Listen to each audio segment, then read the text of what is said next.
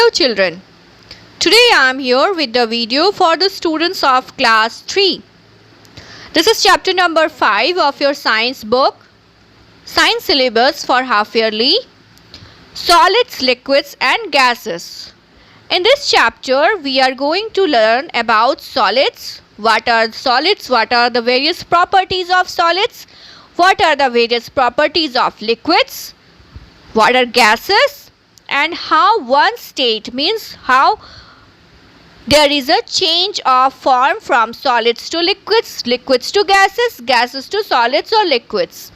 So I would suggest children, please keep your pencil along with you so that you could underline the important topics by pausing the video. Let's get started.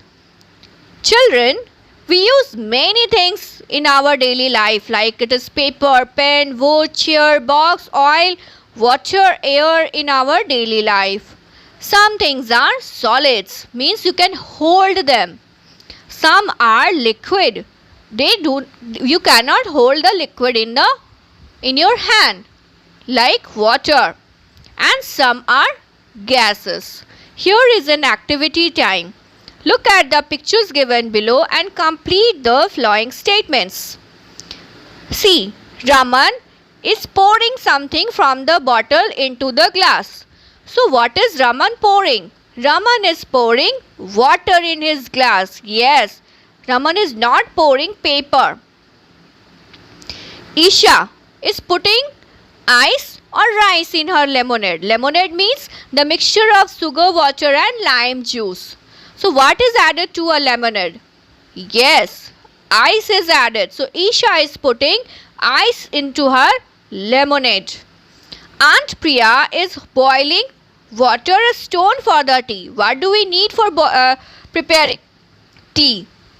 Yes, we need water. We don't need stones. So Aunt Priya is boiling water for tea. Ice is solid. You can hold ice in your hand. Water is liquid, and steam. As you can see, when water is boiling, it is getting converted into water vapor or steam. This is the gaseous state. This is also a kind of gas. So solids, liquids and gas are the three forms in which things around us exist. Whatever the things it may be. Anything means anything. They all exist either in solid, liquid or gaseous form. Let us now read about solids. Table, chair, car, pencil, book and glass are some of the things that have a fixed shape and size. Table and chair, as you can see here in the picture also. These things have a fixed shape and size, means they will remain in the same shape and in the same size even after 10 years. They will not change their shape. Your television, your bed, your notebook, it does not change its shape, right? And they do not flow. When they are placed on the floor, do they flow by themselves? Do they roll by themselves? No. Solids do not flow. So, the things that have a fixed shape and size and do not flow are called solids. Please underline the statement. This is the definition of solids. Things that have a fixed shape and size and do not flow are called solids. Please let me know some more examples of solids. Yes, you are right. Pen, your school bag, your pencil box, your bed. All these are solids because they have a fixed shape and size and they do not flow. Next are liquids. As you can see here children, the water which is present inside the glass, the milk which is present inside the milk pouch and the oil which is present inside the bottle, all these are liquids. Can you store water or can you keep water without the glass? No. You cannot. When you will spill the water on the floor, it will easily flow away. So, water, oil, milk, juice and coffee are some things that do not have a fixed shape, as you can see here in the picture also. When the water is kept inside the glass, it is taking the shape of the glass. When this water will be poured inside the jug, it will take the shape of the jug. When this water will be kept inside the bowl, it will take the shape of the bowl. So you can say, similarly, this thing happens with the milk also. When the milk is inside the milk pouch, it is taking the shape of the pouch. When this milk will be poured into the glass, it will take the shape of the glass. When this milk will be transferred to a jug, it will take the shape of the jug. So liquids do not have a fixed shape. They take the shape of the container in which they are kept. As in the beginning, as I have said, we cannot store water or milk or oil without a container. So, they take the shape of the container in which they are kept in. Now let us read. They flow easily and can be poured. Yes, when you will spill water over the floor, this water will flow easily. And this water can be transferred from one container, like it can be transferred from the glass to the jug. It can be transferred from the jug to the bowl. So, liquids flow easily and can be poured. They take the shape of the container in which they are kept. Therefore, things that flow easily and take the shape of the container in which they are kept are called liquids. Ink, paint, all these are liquids. Next is gases. Air present all around us is a mixture of gases. As you know, children, air is present all around us and it is the mixture of various gases. It consists of gases like nitrogen, oxygen, carbon dioxide. Yes, there are various gases present in the air and these gases are nitrogen, oxygen, carbon dioxide. Gases are often invisible. Invisible means we cannot see the gases. For example, agarbatti, an incense stick, is lit in one corner of the room. What happens after few minutes? You can smell the fragrance of this incense stick or agarbatti in the entire room. So now tell me, can you see the fragrance? No, you cannot. But you can feel the fragrance in the entire room. How? The fragrance has got mixed up with the air which is present in the room and has spread. That's why we can feel the fragrance or the smell of that incense stick agarbatti in the entire room. So we say gases are often invisible. They do not have a fixed shape and size. Like the liquids, gases also do not have a fixed shape and size. Things which do not have a fixed shape and size are called gases. Underline the statement. Hydrogen, helium and steam. Steam means water. When water vapor. When water boils, it turns into steam or water vapor. Are other examples of gases. Like liquids, gases can also flow. That's why we can feel the smell of agarbatti in the entire room. As you can see here in the picture. Human beings need oxygen to breathe, as I have said. Air is a mixture of various gases and these gases are utilized by various living organisms. So human beings and animals, they breathe in, they take in oxygen and release carbon dioxide. When they inhale, they take in oxygen and when they exhale, they take out carbon dioxide. But plants, when they inhale, they take in carbon dioxide and when they exhale, they release oxygen. Human beings and animals take in oxygen, but plants take in carbon dioxide. See children, here is a table showing differences between solids, liquids and gases. First of all, solids. Solids have a fixed shape. Yes, right. Your mobile phone, your bed, all these are solids because these have a fixed shape and size. Liquids do not have a fixed shape. Yes, as I have said, the liquid takes the shape of the container in which they are kept in. Gases also do not have a fixed shape. They also take the shape of the container. In fact, gases fill the entire space available to them. They do not have a fixed shape. Solids have a fixed size, like your notebook. Suppose this is a notebook and it will remain in the same size even after 10 or 20 years.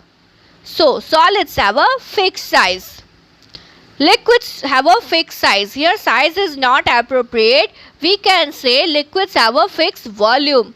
Suppose there is 1 liter of water in the jug. When I will transfer that water in the bottle, that water will remain 1 liter only. That will not change. And if that water is transferred from the water bottle to the jug again or to another container, it will remain 1 liter only. So liquids have a fixed volume or weight. Gases do not have a fixed size. Solids do not flow. Yes, you are right. Solids do not flow. Means the table, the chair, they do not move by their own. They do not flow.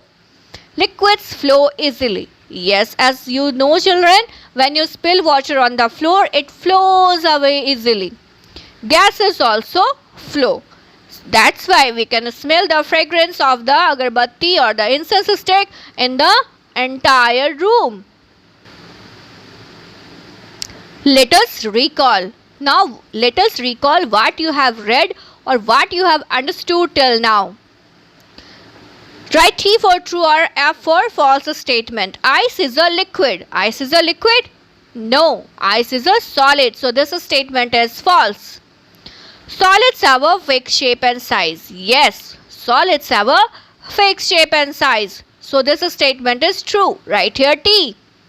Liquids can flow easily. Yes, liquids can flow easily. So this statement is also true. Write here T. Oxygen and carbon dioxide are examples of liquids. Yes, no. These are examples of gases. So this statement is false. Gases do not have a fixed shape and size. Yes, this statement is true that gases do not have a fixed shape and size. Next topic of discussion is change of form. As I have said, change of form. As I have said in the beginning of the video that everything around us exists in 3 states, either solid or liquid or gases. But water exists in all 3 forms. Like when the water is ice, it is in solid state.